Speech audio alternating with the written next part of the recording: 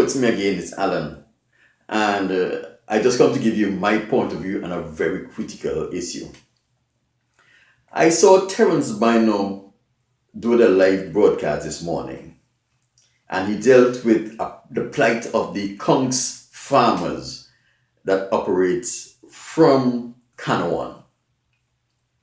Apparently, they were given permission by the James Mitchell administration, which is almost 20 plus years ago, to operate their Kunks farming business from a particular beach in Canouan. I can't remember the name of the beach offhand. And now they have been told that they have to move. If you notice a trend here, and I've been saying this for quite a while, I've written about it in articles in the Caribbean News now, but nobody seems to be getting the essence of what I'm saying and the seriousness of what I'm saying. Now, there were natives of Canouan who was operating moorings. Ralph Gonsalves decides that these people cannot operate moorings anymore. He put them out of business. They had to find another means of living. Now there are people on the island of Canouan who is currently farming kongs. They're divers that they go deep, they harvest these kongs, they bring them ashore, they prepare them, they sell them. Now they're not depending on the state for a living. They have created their own cottage industry using the natural resources that are available. Now they are being pushed around. You understand? What the people of Canouan have not realized as yet, it is the objective of Ralph Gonsalves and his government to force everybody off of Canouan. Why? Because they want Canouan to become like Palm Island, an exclusive resort where the only people that lives there are the people that work there. So Vincy on a whole would be banned from Canouan very soon if we don't take this serious. Now, why is it so important that the best of St. Vincent must go to foreigners? Not just foreigners, white foreigners. I don't understand it. Well, I didn't understand it until I started traveling. Until I start seeing the plight of black people around the world. If you notice, everywhere you go, there is a handful of whites that are prospering and a vast community of black who could barely make it, who are living in poverty. It's in Africa, it's in America, it's in Europe, it's in Brazil, Argentina, and it's now being exported to the Caribbean.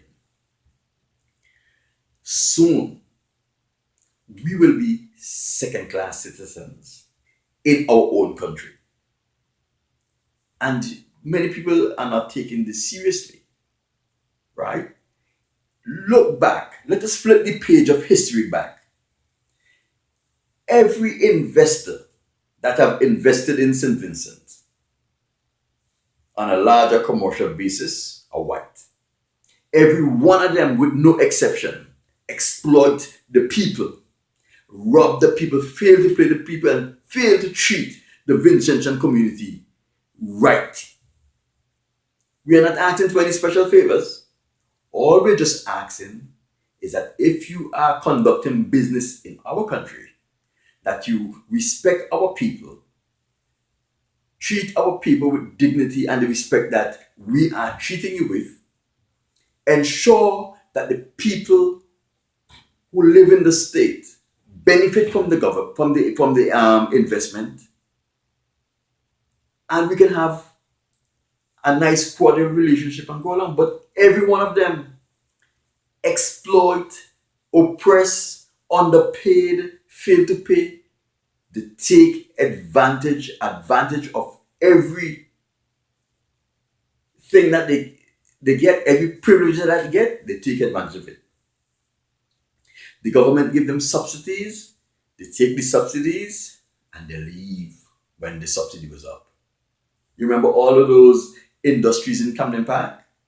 As soon as the subsidy was up, as soon as they cannot get maximum profit from investment, they sped off, they run. We had the David Ames, we have the Canouan people, every one of them that we trusted. And it seems like, this is the impression I get, that the only rich people in the world is white people. There are thousands, even millions of black millionaires, investors who are looking for things and place to invest in. How is it we can only find the white ones? Huh? Why can't we find black millionaires to come and invest in our country, where they will feel some kinship with us and treat us right? Why?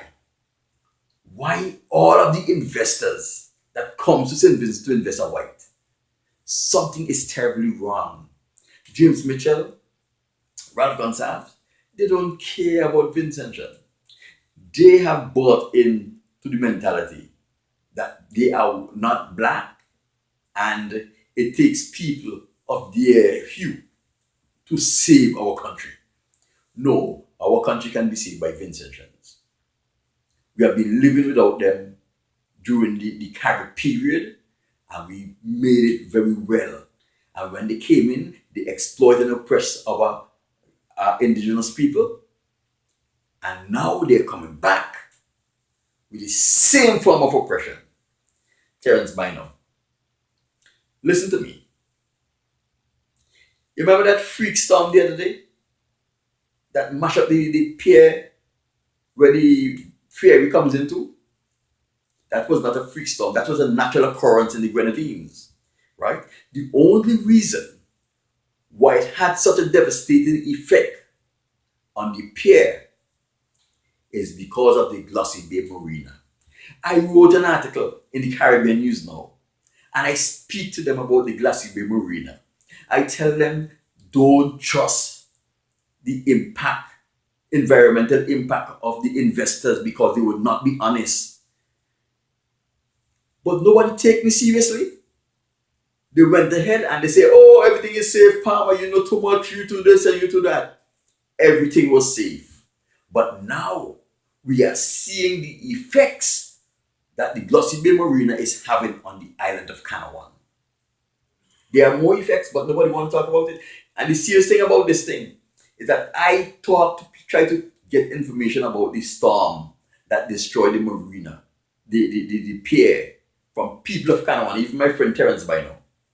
I send him messages on Facebook asking him, as I usually do. He never replied.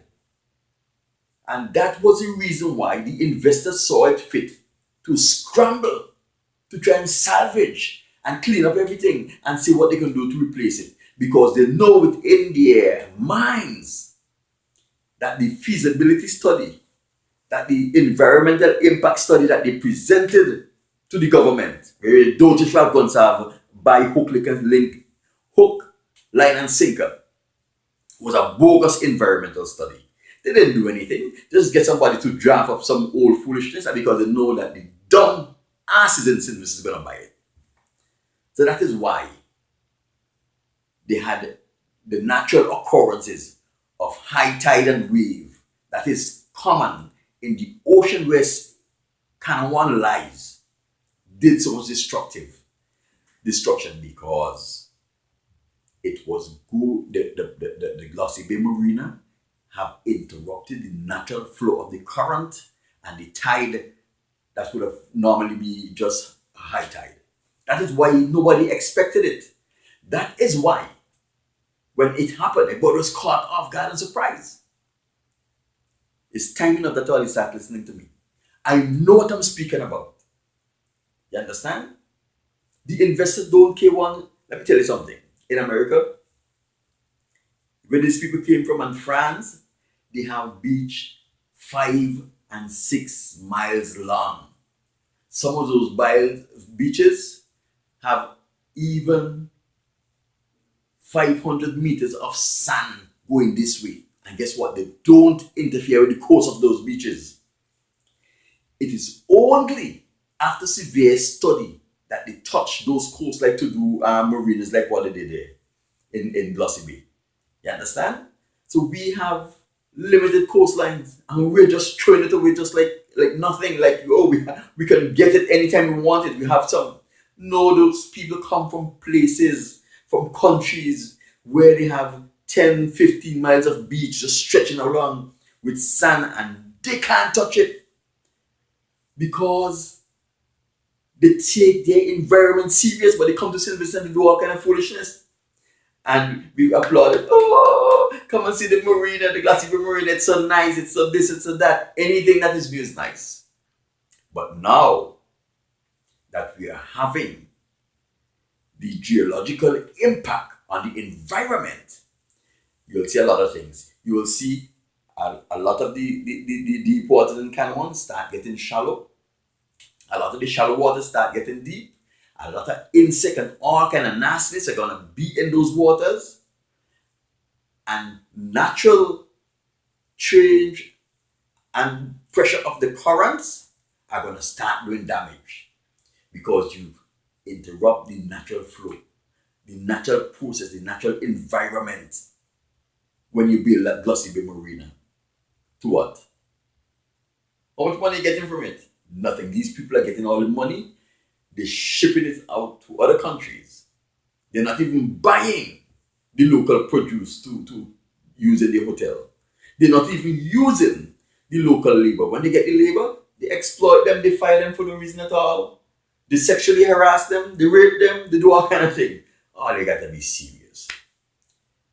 That hotel, I don't care who's the investors, it have to go. That will be my plan. That is my guarantee. This is Alan Palmer. My next issue, I will tell you exactly how the banana industry died, the science behind the killing of St. Vincent and the Grenadines, banana industry. Mr. Lampkin, I know you will want to hear this one. Alan Palmer saying, I'm out.